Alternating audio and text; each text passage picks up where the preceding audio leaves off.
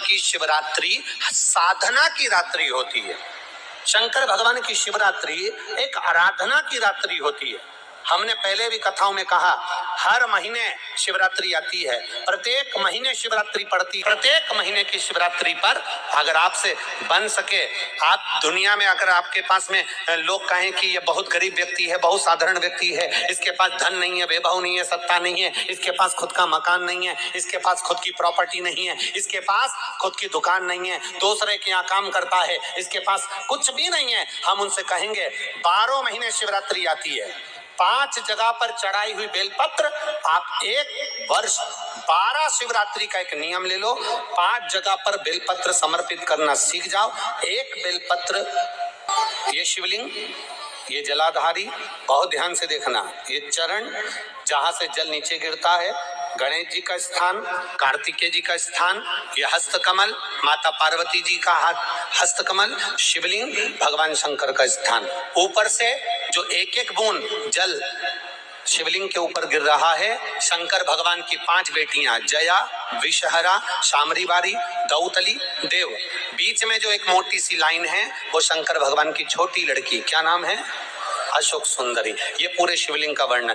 5 जगह पर बेलपत्र, 5 स्थान पर बेलपत्र, 12 महीने की शिवरात्रि। आप दूसरे के यहाँ काम कर रहे हो, नहीं है नौकरी, नहीं है काम, दूसरे के मकान में रह रहे हो, खुद का मकान भी नहीं, खुद का प्लाट भी नहीं, खुद की प्रॉपर्टी भी नहीं, बहुत संघर्ष की जिंदगी जी रहे हो, ठेला धका रहे, लॉरी चला रहे, गाड़ी चला रहे, ऑटो चला रहे, अपने लिए करने का प्रयास करना। घर में जितने सदस्य हैं, 12 महीने शिवरात्रि आती है, एक बेलपत्र अशोक सुंदरी वाली जगह पर डंडी का मुंह नीचे की ओर, दूसरी बेलपत्र माता पार्वती जी के हस्त कमल पर, ये 2 पत्ती जो होती है, इस पत्ती के 2 भाग शिवलिंग के बीच में हो, तीसरी बेलपत्र भगवान शंकर के शिवलिंग पर डंडी का भाग आपके विपरीत दिशा में हो, विपरीत दिशा।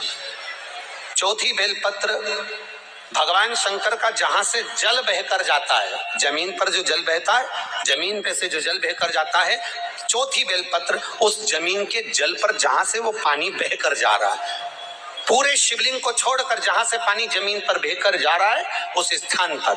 और 5वीं बेलपत्र नंदी का जो पांव ऊपर उठा हुआ है, उस पांव के पास में 5वीं बेलपत्र समर्पित करना।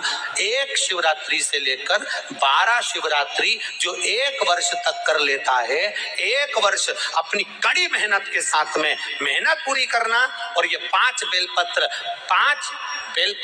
हर महीने जो शिवरात्रि आती है उस पे समर्पित करना प्रारंभ कर दीजिए और मेहनत करना प्रारंभ कर दीजिए, आपको आपके कर्म का फल मिलेगा। साल भर के अंदर आप अच्छे बनकर बैठ सकते। 12 महीने प्रदोष आती है, 12 महीने शिवरात्रि आती है, प्रदोष को ही शिवरात्रि का भाव, 12 महीने आते हैं। अगर व्यापार ना चले, दुख तकलीफ ज्यादा हो, कष्ट ज्यादा हो, बहुत टेंशन जिंदगी में चल रहा हो, कोई काम हो ही नहीं रहा, कोई दिक्कत ही दिक्कत है, व्यापार सही ना चल रहा हो, कष्ट ही कष्ट हो, और यहाँ तक है अगर बीमारी ने भी घेर रखा हो और बहुत जिंदगी में दुख चल रहा हो, कहीं मत जाना। प्रत्येक महीने प्रदोष आती है, हर महीने शिवरात्रि प्रदोष आती है। 1 लोटा पानी, 5 बेलपत्र, 5 बेलपत्र, शमी पत्र, एक शमी पत्र, 5 बेलपत्र तांबे के लोटे में जल में डाल लीजिए, 7 तने अक्षत के आपके अक्षत पे डालिए। और प्रदोष काल में, प्रदोष काल जो शाम का समय होता है, प्रदोष काल में भगवान शंकर के मंदिर जाकर पांव में चप्पल पहनकर ना जाइए, घर में घी का दिया लगाकर कलश लेकर शिव के मंदिर में चले जाइए। शिव मंदिर में दिया नहीं लगाना है आपको, केवल घर में दिया लगाकर जाना है। और शंकर जी के मंदिर में वो ऐसा कैसा ही पानी पूरा उंडेल कर डालकर शिवलिंग पर आ जाए, झोली पसार कर प्रणाम करिए। शंकर की देहली पर 2 मिनट बैठकर ओम नमः शिवाय का स्मरण करिए। ओम नमः शिवाय भी आपको बोलना बताया था कि सौभाग्यवती नारी स्त्री नमः शिवाय ओम बोले और पुरुष ओम नमः शिवाय। अगर पति और पत्नी दोनों बैठकर जाप कर रहे हैं तो दोनों ओम नमः शिवाय बोल सकते हैं। पर नारी अगर अकेले बैठकर स्मरण कर रही है तो नमः शिवाय ओम, आप जब नमः शिवाय ओम बोलना चालू करेंगे तो ओम अपने आप ही आगे आ जाएगा। बोल कर देखिए, नमः शिवाय ओम नमः शिवाय ओम नमः शिवाय ओम नमः शिवाय ओम नमः शिवाय, नमः शिवाय चालू करा, ओम अपने आप आगे आ जाएगा। पर पुरुष जब जब जाप करे ओम नमः शिवाय बोल, पति पत्नी दोनों बैठकर जाप कर रहे हैं तो ओम नमः शिवाय बोल, केवल स्त्री जाप कर रही है तो नमः शिवाय ओम नमः शिवाय ओम नमः शिवाय ओम नमः शिवाय ओम नमः शिवाय, ओम अपने आप 5 बार 3 बार 7 बार कुछ देर शिव के मंदिर में प्रदोष काल में, प्रदोष के समय पर, प्रदोष के दिन बैठकर शिव नाम का जाप करें। जल का पात्र वापस घर में ले आए और बड़े प्रेम से अगले महीने फिर प्रदोष के दिन, फिर प्रदोष काल में शिव के द्वारे जाए, फिर विनती करें, कहीं मत जाना, केवल शंकर की शरण में जाना, उससे कहना, उससे निवेदन करना, मुझे विश्वास है मेरे शंभू पर।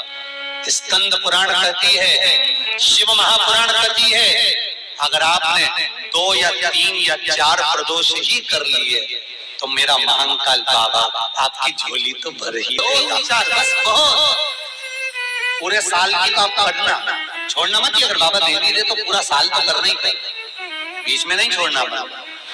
कई बार स्त्रियां सोचती हैं कि बीच में रजस्वला धर्म आ जाता है तो हम नहीं जा सकते, तो घर का कोई व्यक्ति पर करना पूरे महीने की, मतलब हर महीने में एक बार कैलेंडर में जाके निशान लगा लो, लिखा हुआ रहता है प्रदोष, निशान लगा लो कि इस दिन मुझे जाना है शिव मंदिर, नमन करना, अपनी दिल की बात बाबा भोलेनाथ से कहना, अपने मन का बात मुझे शिव से कहना, बस विचार कर दिया। और मैं निवेदन करूंगा, जितने लोग जल चढ़ाएंगे और दिल से अगर आपने मांगा है तो बाबा आपको इतना धन तो जरूर देगा कि एक बार शिव महापुराण आप भी कराएंगे, ये पक्का।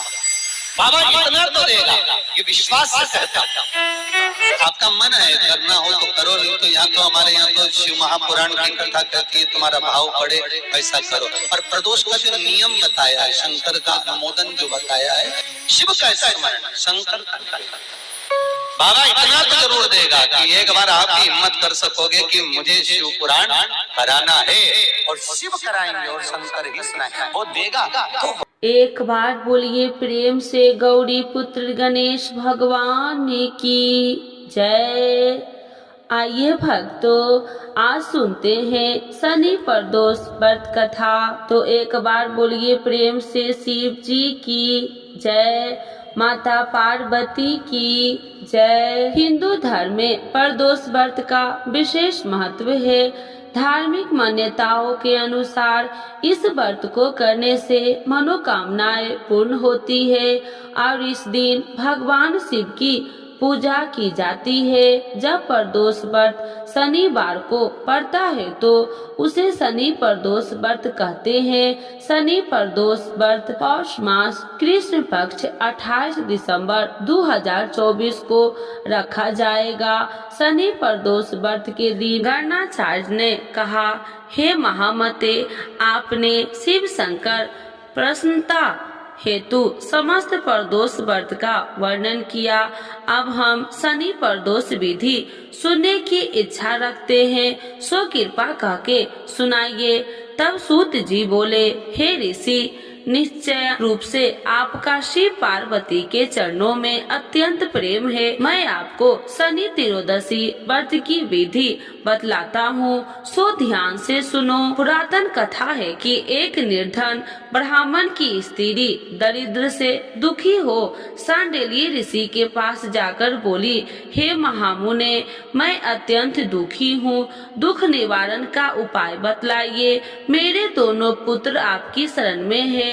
मेरे ज्येष्ठ पुत्र का नाम धर्म है, जो कि एक राजपुत्र है, और लघु पुत्र का नाम सूचिवर्त है। अतः हम दरिद्र हैं, आप ही हमारा उद्धार कर सकते हैं। इतना बात सुनकर ऋषि ने शिव प्रदोष व्रत को कहा। तीनों प्राणी प्रदोष व्रत करने लगे। कुछ समय पश्चात प्रदोष व्रत आया तब तीनों ने व्रत का संकल्प लिया। छोटा लड़का जिसका नाम सूचिव्रत था एक तालाब पर स्नान करने को गया तो उसे मार्ग में स्वर्ण कलश धन से भरपूर मिला। उसको लेकर वह घर आया। प्रश्न हो, माता ने कहा कि माँ यह धन मार्ग से प्राप्त हुआ है। माता ने धन देकर शिव महिमा का वर्णन किया। राजपुत्र को अपने पास बुलाकर बोली, देखो पुत्र, यह धन हमें शिव जी की कृपा से प्राप्त हुआ है, अतः प्रसाद के रूप में दोनों पुत्र आधा आधा बांट लो। माता का वचन सुन राजपुत्र ने शिव पार्वती का ध्यान किया और बोला, मुझे यह धन आपके पुत्र का ही है, मैं इसका अधिकारी नहीं हूँ। मुझे शंकर भगवान और माता पार्वती जब देंगे तब लूंगा। इतना कहकर वह राजपुत्र शंकर जी की पूजा में लग गया। एक दिन दोनों भाइयों का परदेश भ्रमण का विचार हुआ। वहाँ उन्होंने अनेक गंधर्व कन्याओं को कीड़ा करते हुए देखा। उन्हें देखकर सूचिव्रत ने कहा, भैया अब हमें इससे आगे नहीं जाना चाहिए। इतना कर सूचिव्रत उसी स्थान पर बैठ गया, परंतु राजपुत्र अकेला ही स्त्रियों के बीच में जा पहुंचा। वहां एक स्त्री अति सुंदर राजकुमार को देख मोहित हो गई और राजपुत्र के पास पहुंचकर कहने लगे कि हे सखियों, इस वन में समीप ही जो दूसरा वन है, तुम वहां जाकर देखो। भांति भांति के पुष्प खिले हैं, वहाँ सुहावना समय है, इसकी शोभा देखकर आओ। मैं यहाँ बैठी हूँ, मेरे पास में बहुत पीड़ा है। ये सभी सखिया दूसरे वन चली गई। वह अकेली सुंदर राजकुमारी की ओर देखती रही। इधर राजकुमार भी कामुक दृष्टि से निहारने लगा। युवती बोली, आप कहाँ रहते हैं? वन में कैसे पधारे? किस राजा के पुत्र हैं? क्या नाम है? राजकुमार बोला, मैं विदर्भ नरेश का पुत्र हूँ, आप अपना परिचय दे। युवती बोली, मैं विदर्भिक नाम गंधर्व की पुत्री हूँ, मेरा नाम अंशुमती है। मैंने आपकी मन स्थिर को जान लिया है कि आप मुझ पर मोहित है। विधाता ने हमारा तुम्हारा संयोग मिलाया है। युवती ने मोतियों का हार राजकुमार के गले डाल दिया। राजकुमार हार को स्वीकार करते हुए बोला कि हे भद्रे, मैं आपको ब्रह्मोपहार स्वीकार कर लिया है, लेकिन मैं निर्धन हूँ। राजकुमार के इन वचनों को सुन गंधर्व कन्या बोली कि मैं जैसा कर चुकी हूँ वैसे ही करूँगी, अब आप अपने घर को जाए। इतना कहकर वह गंधर्व कन्या सखियों से जा मिली। घर जाकर राजकुमार ने सूचिव्रत को सारा वृत्तांत कह सुनाया। जब तीसरा दिन आया तब राजकुमार सूचिव्रत को लेकर उसी वन में जा पहुंचा। वहीं गंधर्व राजा अपनी कन्या को लेकर आ पहुंचा। इन दोनों राजकुमारों को देख आसन दे कहा कि मैं कैलाश पर गया था, वहां शंकर जी ने मुझसे कहा कि धर्मगुप्त नाम का राजपुत्र है जो इस समय राज्य विहीन निर्धन है, मेरा परम भक्त है। हे गंधर्व राज, तुम उसकी सहायता करो। मैं महादेव की आज्ञा से इस कन्या को आपके पास लाया हूँ, आप इससे विवाह करें। मैं आपकी सहायता कर आपको राजगद्दी पर बिठा दूंगा। इस प्रकार गंधर्व राज ने कन्या का विधिवत विवाह कर दिया। विशेष धन और सुंदर गंधर्व कन्या को पाकर राजपुत्र अति प्रसन्न हुआ। भगवान कृपा से वह सपोरांत्र अपने शत्रुओं को दमन करके राज्य का सुख भोगने लगा। तो एक बार बोलिए प्रेम से शिव जी की जय, माता पार्वती की जय। आइए भक्तों, आज सुनेंगे पौष मास कृष्ण पक्ष शनि प्रदोष व्रत की पौराणिक कथा के अनुसार प्राचीन काल में एक नगर सेठ थे। सेठ जी के घर में हर प्रकार की सुख सुविधाएं थी, लेकिन संतान नहीं होने के कारण सेठ और सेठानी हमेशा दुखी रहते थे। काफी सोच विचार करके सेठ जी ने अपना काम नौकर को सौंप दिया और खुद सेठानी के साथ तीर्थ यात्रा पर निकल पड़े। अपने नगर से बाहर निकलने पर उन्हें एक साधु मिले जो ध्यान मग्न बैठे थे। सेठ जी ने सोचा क्यों न साधु से आशीर्वाद लेकर आगे की यात्रा की जाए। सेठ और सेठानी साधु के निकट बैठ गए। साधु ने जब आंखें खोली उन्हें ज्ञात हुआ कि सेठ और सेठानी काफी समय से आशीर्वाद की प्रतीक्षा में बैठे हैं। साधु ने सेठ और सेठानी से कहा कि मैं तुम्हारा दुख जानता हूँ, तुम शनि पर दोष करो, इससे तुम्हें संतान सुख प्राप्त होगा। साधु ने सेठ सेठानी पर दोष व्रत की विधि भी बताई और भगवान शंकर की यह वंदना बताई। भगवान शंकर की वंदना। हे रुद्रदेव शिव नमस्कार, शिव नमस्कार, जगत गुरु नमस्कार, हे नीलकंठ सूर नमस्कार, शशि मौली चंद्र सुख नमस्कार, हे उमाकांत शुद्धि नमस्कार,